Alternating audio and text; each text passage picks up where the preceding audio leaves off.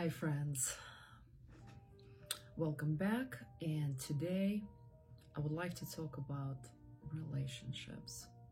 I've been asked by several of you to talk about how to get to the place of happiness, acceptance, and respect between husband and wife or family members. So today we're gonna dive into that topic. And I would like to start with by asking you to close your eyes. And while your eyes is closed, I would like for you to think about someone that you care about, someone that you love, someone who you're in a relationship with or married to. Yeah, start thinking about that person for a few more seconds.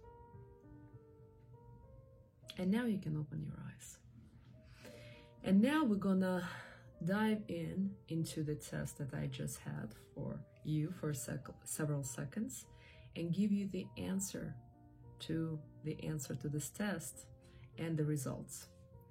So first, when you closed your eyes and you were thinking about your partner, husband or wife, and you had complaint or a sense of upset or frustration with that person, consider that you don't love that person.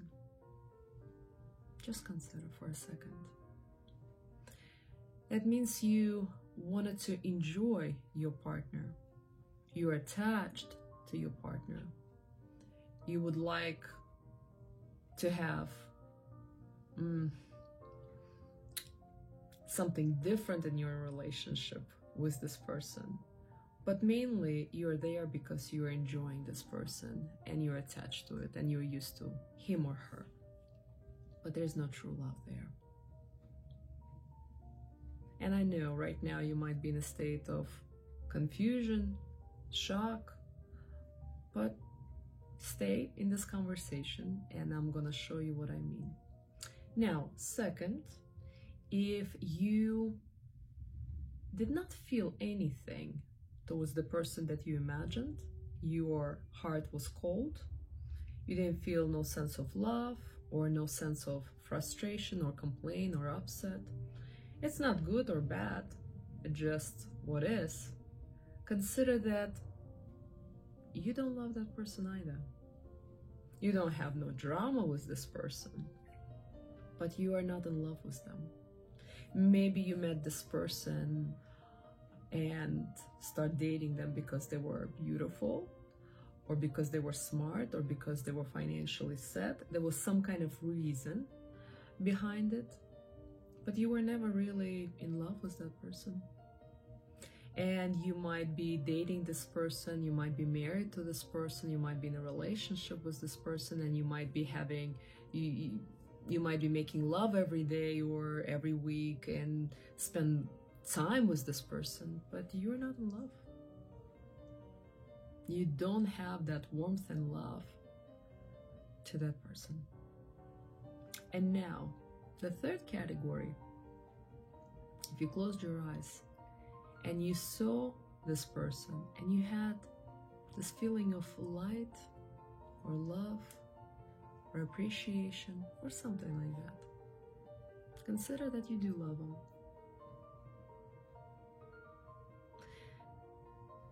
People who have strong relationship to a higher power and people who are praying and Vedas, who I've been studying our Veda. It's a spiritual practice and philosophy that came from India, and it's 3,000 years old. Vedas, who are the teachers of our Veda, they say that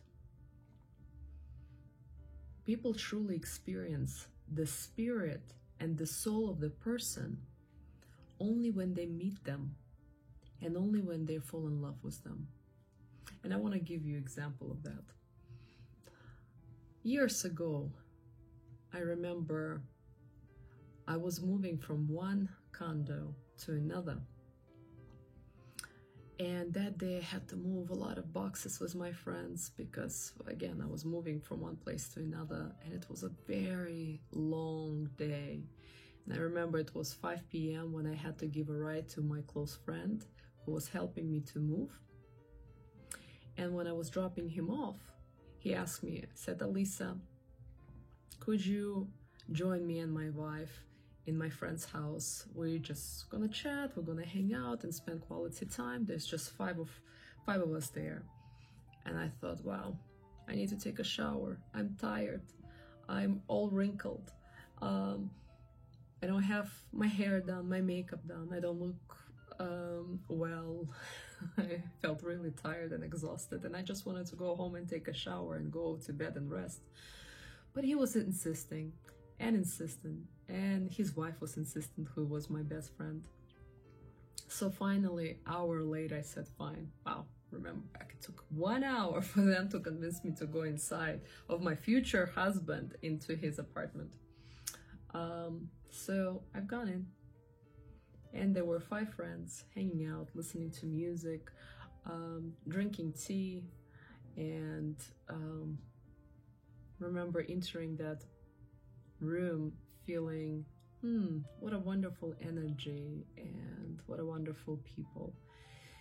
And a few minutes later, my future husband came close to me and said, what would I like to drink? And I said, I would like to have some tea as well. So he offered me tea. I took the cup of tea. I sat down on his sofa. He sat next to me. And a few minutes later, as he was sitting next to me, I felt a sense of warmth, peace, the sense of compassion, humbleness, and there were so many emotions going through my mind in that moment by just sitting next to a man that I just met. But I felt his sense of kindness, humbleness, respect, compassion, all at the same time. And his entire apartment was feeling the place with this emotion. And my point of while I was sharing this, obviously later we got to know each other, we got married, and then the relationship really starts. Not while you're dating and feeling passion and feeling newness and interest, right, of the person, but actually when that space of passion goes away and when the differences starts to show up, people actually starts to get to know each other. And then during that point, when the differences starts to show up, people typically forget why they like the person in the first place. And what Vedas are saying is that we truly meet the soul, and people really show us who they are, and we see their soul only when we first fall in love with them or when we first meet them. And so I really met my husband then, when I saw his soul, his humble, his gentle, his strong and compassionate, loving soul. And when we get to a point when we start battling, the reason why we're fighting and battling in a relationship is because we're trying to get something from our partner. We are trying to get them to respect us, to love us, to help us, and we wanted to enjoy them. We want to squeeze anything that we want out of them, demanding respect, demanding love, and everything else. But the truth is, we're demanding something from them that we are not giving them. I want you to hear this again. We're demanding from people something that we are not capable of giving them back. This is very important. And so, unless we're working on ourselves, unless we're trying to heal our soul, our mind, our body, our sad to say, even cold heart, because our heart's been through so much heartaches that it's now blocked, it's closed off. And until we heal that, and until we start sharing our heart and opening up, we won't be able to actually experience this deep emotional connection.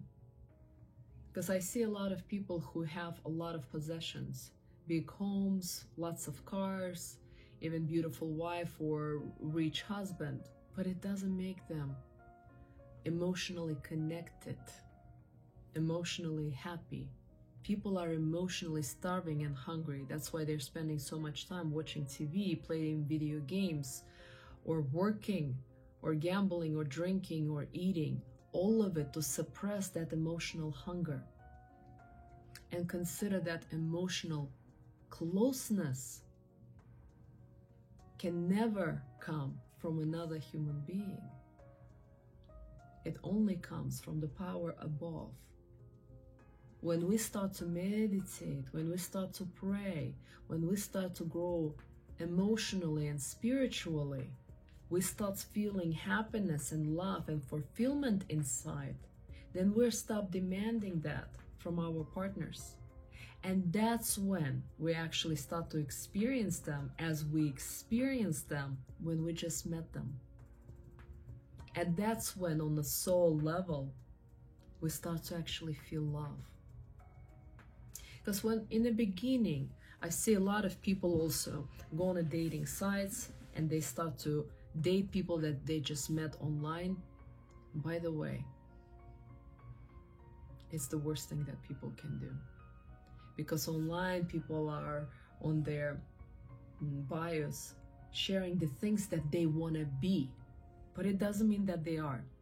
So they're creating this big soap bubble that they are. And if the person doesn't do the spiritual work, they buy into the soap bubble. So two soap bubbles get to know each other and they start dating. And then eventually that soap bubble explodes and people start to see each other for who they are and they don't like it. But not for who they are. Because if a woman, let's say hypothetically, if only a woman starts to work on herself emotionally and spiritually, as she transforms, what happens is that her partner transforms as well. I don't need two people in a practice, both husband and wife. I need only one committed partner.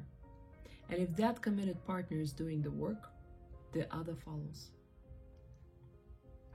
And so when the person starts to do spiritual practices and either pray or meditate on a daily basis, what starts to happen? Their heart starts to connect to a higher power and they start to open up their heart to higher power.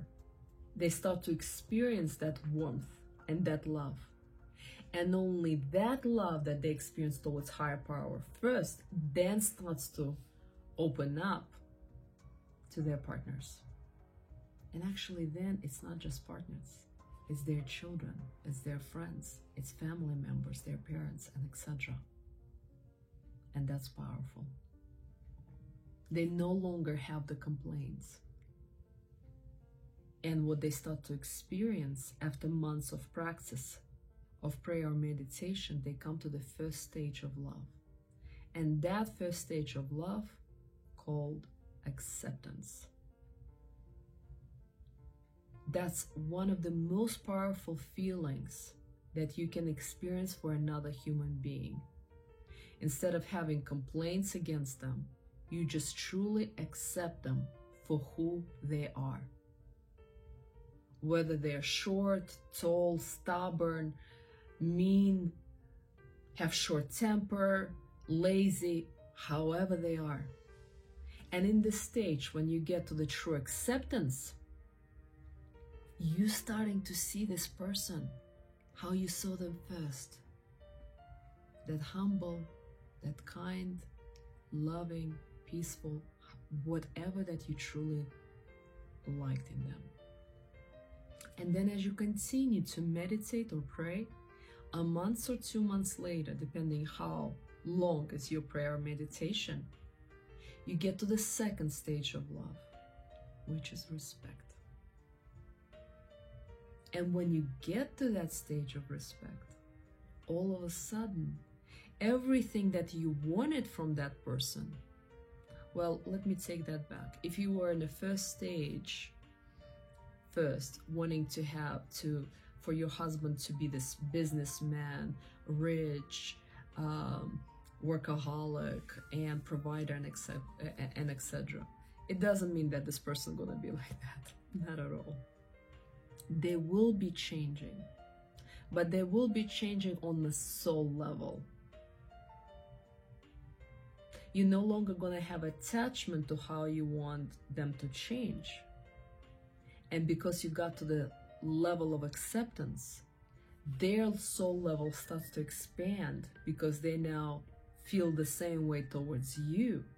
They start to change and grow emotionally and spiritually. And you start to come close together and feeling the true connection. And I'm not talking about the sexual intimacy connection, but emotional, spiritual connection. And that's very powerful. And on the second stage, when you start to feel respect for them,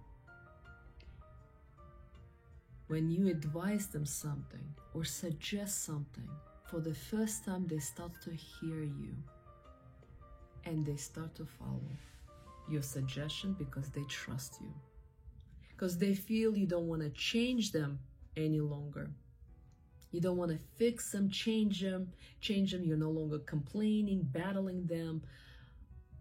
They relax and they start to hear you, and they get that you really love them, and so they follow your advice and your suggestion, and that's powerful.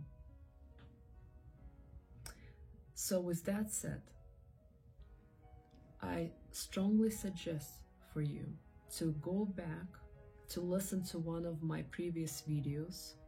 It's called The Importance of the Routine, Daily Routine, where at the end of that video, I tell you how to meditate or pray. Because if you're gonna start meditating or praying on a daily basis, you will get to the stage. And it's one of the most powerful stages, when you can accept your partner, your family members, or your children the way they are. And that's where the true transformation happens, because you're no longer here and there. This is you and this is your partner. You feel close, you feel intimate on a spiritual and emotional level. With that said, namaste, and I will see you next week.